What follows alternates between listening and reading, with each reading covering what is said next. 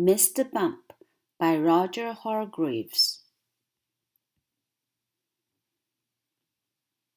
This is the sad story of Mr. Bump. The trouble was that Mr. Bump just could not help having little accidents. If there was something for Mr. Bump to bump into, he'd bumped into it, all right.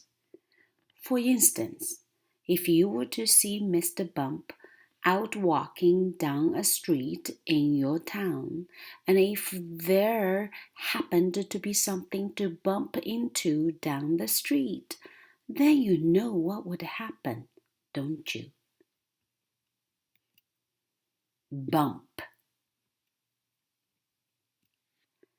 Mr. Bump was just the same at home.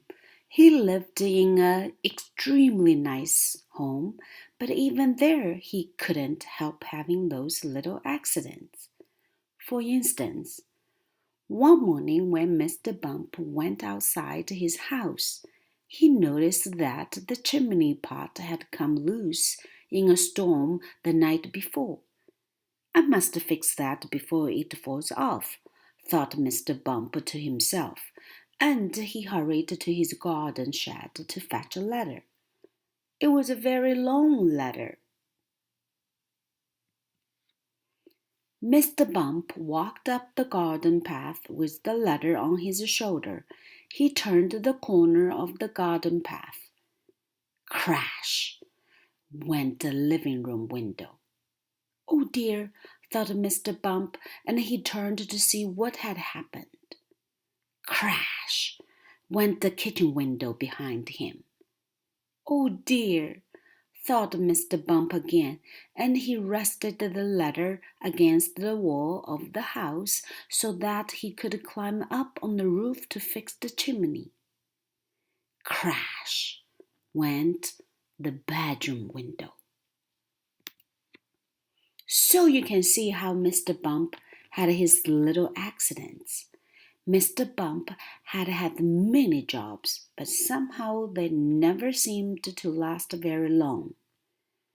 As soon as anything got lost, or broken, or splintered, or chipped, or snapped, or cracked, or torn, or burst, or wrenched, or crunched, or split, or slit, Mr. Bump got the blame. For instance, when Mr. Bump worked on a farm, he tripped over a farm dog and spilled the milk which he was carrying for the farmer's wife, and which the farm cat lapped up. For instance, when Mr. Bump was a bus driver, he fell off the bus and couldn't catch up with it again, and all the passengers traveled without having to pay. For instance, when Mr. Bump was a carpenter, he found that when he was hammering nails, he hammered his thumb most of the time, and the nail hardly at all. In order to recover from this series of rather unfortunate happenings, Mr. Bump decided to take a vacation. There he could think about what sort of job he could do where he wouldn't be such a nuisance to everybody. So off he set to the station to catch a train to the seaside. While Mr. Bump was on vacation, several things happened.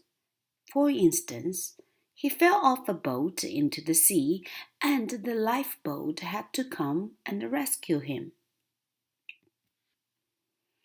For instance, one day when he was quietly walking along the beach, minding his own business, he got his foot stuck in a bucket, and as he couldn't get it off, he had to walk around with it on his foot for hours.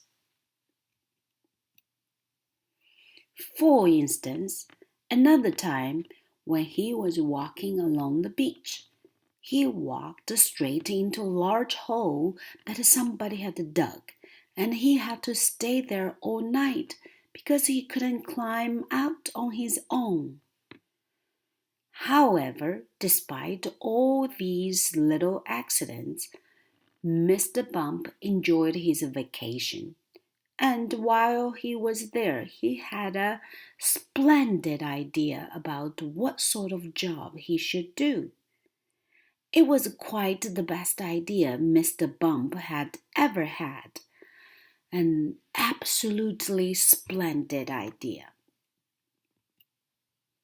And now Mr. Bump works happily for Mr. Barley the farmer. Mr. Barley has a rather large apple orchard on his farm, and that's where Mr. Bump works.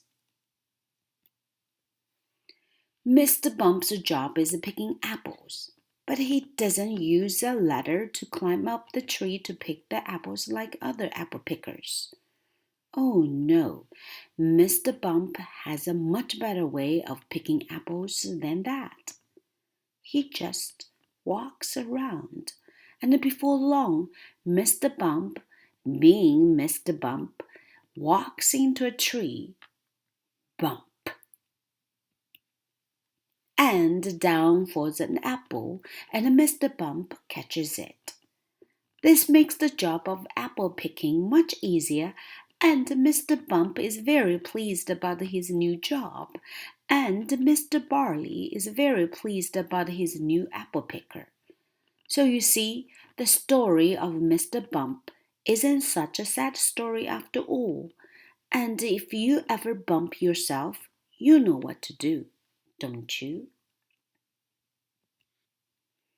Go and eat an apple picked by Mr. Bump, and then you won't feel your bump at all.